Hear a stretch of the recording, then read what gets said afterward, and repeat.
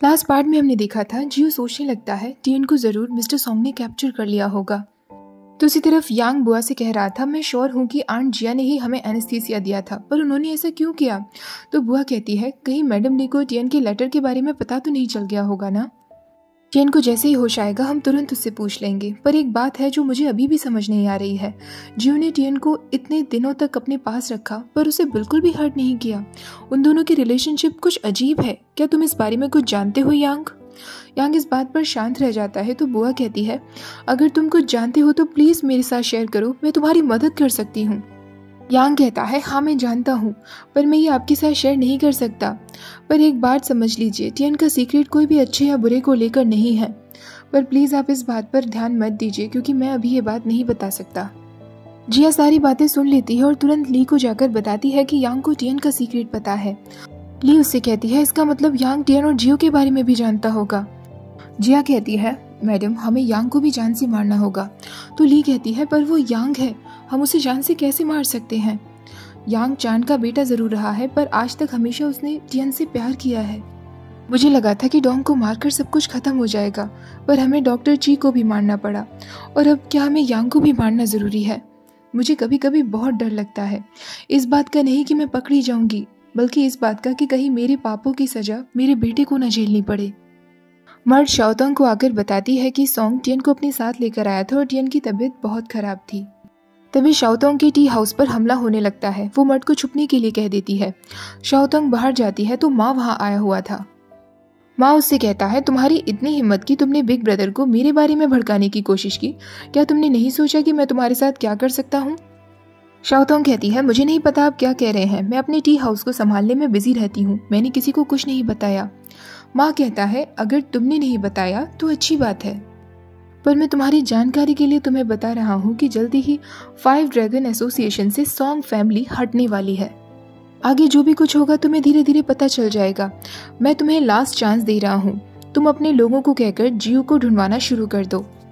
Association meeting day वाले दिन से पहले जियो को मेरे पास लाकर खड़ा कर दो, वरना तुम्हारे टी हाउस का बुरा हाल होगा।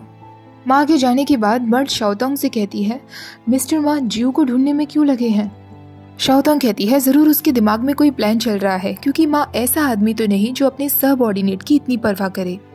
तो मर्द कहती है, मिस्टर सॉन्ग भी जियो को ढूंढ रहे हैं, अगर उन्हें कुछ भी पता चलता है तो मैं तुरंत आपको खबर कर दूंगी।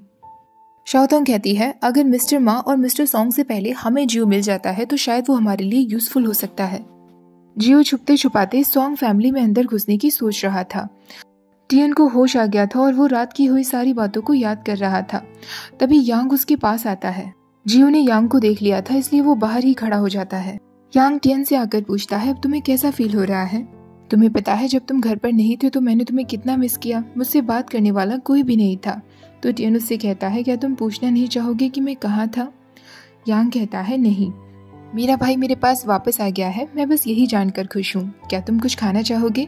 मैं अभी जाकर बुआ से कहता हूँ तुम्हारी फेवरेट डिश बनाने के लिए।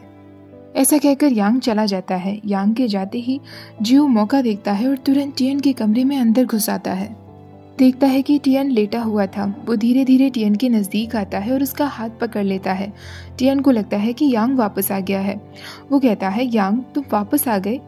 वो जैसे ही खड़ा होता है वो देखता है कि जियो वहाँ था।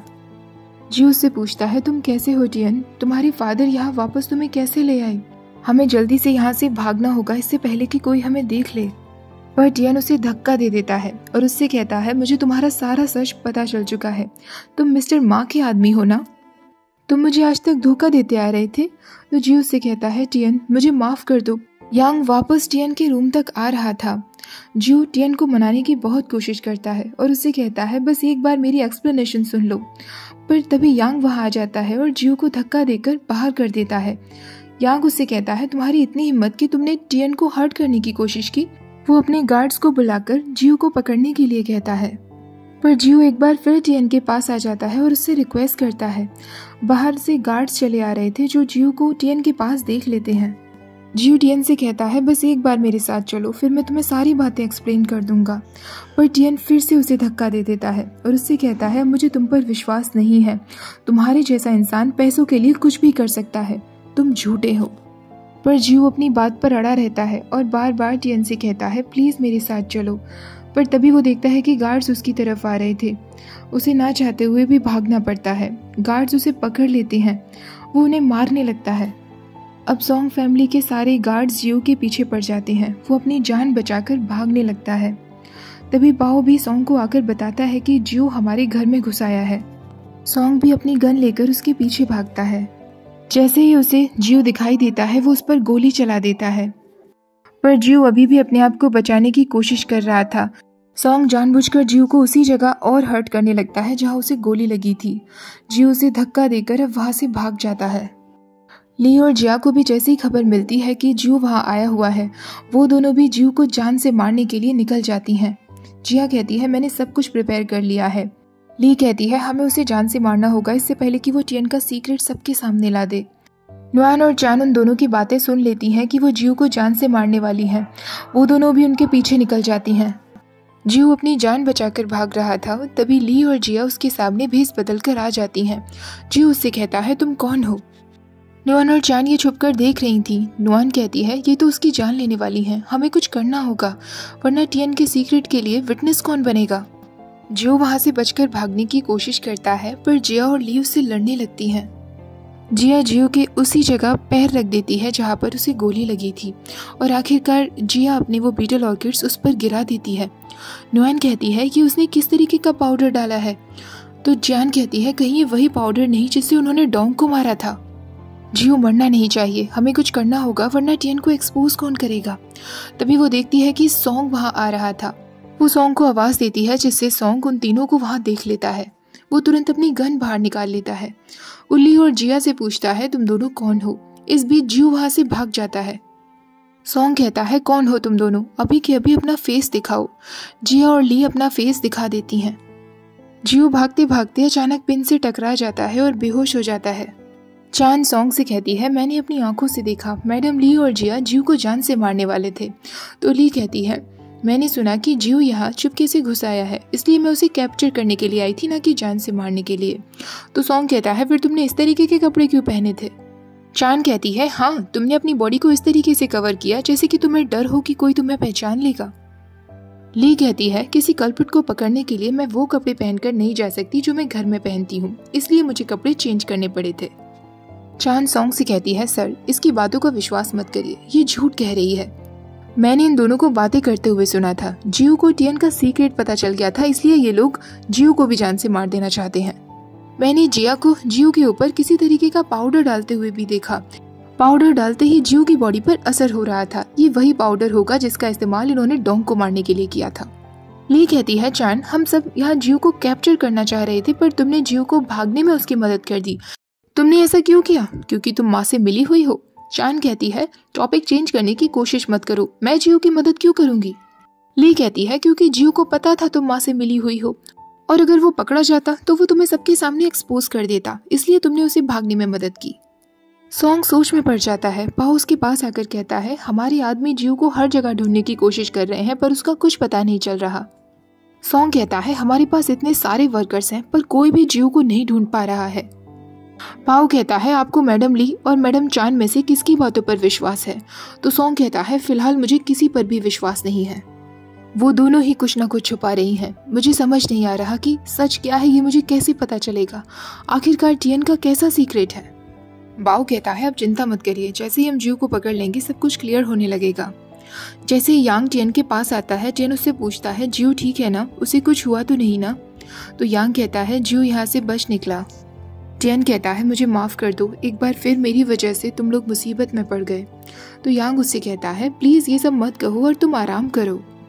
अब टियन उसे बताने की कोशिश करता है कि वो और जियो रिलेशनशिप में थे और एक दूसरे से प्यार करते हैं, पर तभी यांग उससे कह देता है मैं ऑलरेडी जानता हूँ, तो तुम्हें कुछ भी कहने की जरूरत नहीं है। टियन कहता है तुम पहले से ही जानते थे। यांग तुम्हें भी लगता होगा ना कि मैं कितना बड़ा स्टूपिड हूँ, मैंने विश्वास भी कैसे कर लिया कि कोई मुझसे प्यार करेगा। यांग उससे कहता है टियन मेरी बात सुनो, जो भी कुछ हुआ उसमें तुम्हारी कोई भी गलती नहीं है, तुम बस अनलकी हो कि तुम्हें एक गलत इंसान से प्यार हुआ। जियो गलत इंसान है, वो तुम्हारे सीधेपन का फ़ायदा उठा रहा था और वो तुम्हारे प्यार के लायक बिल्कुल भी नहीं है। पर तुम्हें ऐसा बिल्कुल नहीं सोचना चाहिए कि तुमसे प्यार करने वाला कोई नहीं है। तुम एक बहुत अच्छे भाई हो टियन, और मैं हमेशा तुम्हें खुश देखना चाहता हूँ। कोई अगर तुमसे प्यार ना भी करे तो हमेशा याद रखना, मैं तुमसे प्यार करता हूँ और कभी तुम्हारा साथ नहीं छोड़ूंगा, हमेशा तुम्हारे साथ रहूंगा। टियन उसे गले लगा लेता है। जिया ली से आकर कहती है, चान ने हमें बीटल ऑर्किड्स का इस्तेमाल करते हुए देख लिया। अगर हम चान और यांग को जिंदा छोड़ देते हैं तो वो हमारे लिए फ्यूचर में खतरा साबित हो सकते हैं। ली कहती है, पर मिस्टर सॉन्ग को मुझ पर शक है। अगर इस वक्त यांग और चान को कुछ भी हो जाता है या उसकी जान चली जाती है तो मिस्टर सॉन्ग इस मैटर को शांति से नहीं जाने देंगे। जिया कहती है, पर हमें कोई ना कोई तरीका तो ढूंढना होगा उन्हें जान से मारने का। ली उससे कहती है, आज की रात तुम यांग को घर के पीछे वाले हिस्से में बुलाने की कोशिश करो। यांग को ढूंढते हुए चान भी वहां आ जाएगी, फिर हम उन दोनों को जान से मार पाएंगे और बाद में हम मिस्टर सॉन्ग से कह देंगे कि वो दोनों भाग गए क्योंकि उन्हें गिल्टी फील हो रहा था। रात के वक्त जिया यांग को बाहर बुला लेती है। यांग उससे कहता है, तुमने कहा था कि टियन मुझसे कुछ बात करना चाहता है, पर टियन यहाँ नहीं है। जिया कहती है, थोड़ा इंतजार करो, मिस्टर टियन बस यहाँ आने ही वाले हैं। यांग कुछ देर इंतजार करने के बाद जिया से कहता है, शायद मैं टियन से जाकर रूम में ही मिल लेता हूँ। जैसे यांग वहां से जाने लगता है, जिया उस पर बीटल ऑर्किड्स का हमला करने वाली होती है, पर टियन अपना कोट लेकर बीच में आ जाता है। ली ये सब देख रही थी। वो तुरंत भागी हुई आती है और टियन को बचाती है। वो टियन से कहती है, ये तुम क्या कर रहे थे? ली और जिया दोनों मिलकर टियन के हाथ धुलवा देते हैं क्योंकि उसके हाथ पर थोड़ी सी डस्ट आ गई थी। जब तीनों रूम में आते हैं, जिया कहती है, थैंक गॉड मिस्टर टियन ने उस डस्ट को इनहेल नहीं किया। टियन ली से कहता है, माँ आप ये क्या करने वाली थी? आपने आंट जिया को यांग को मारने का ऑर्डर दिया। ली कहती है, मुझे ये करना पड़ा क्योंकि यांग को भी तुम्हारे बारे में पता चल गया है। टियन कहता है, अगर यांग को कुछ भी हो जाता है ना तो आप मेरी मौत के लिए भी तैयार रहना। तभी जिया कहती है, टियन तुम ये सब क्यों कह रहे हो? मैडम ली को खुद बहुत बुरा लग रहा था यांग के साथ ऐसा करते हुए, पर तुम्हें पता है ना कि हम ये सब क्यों कर रहे हैं?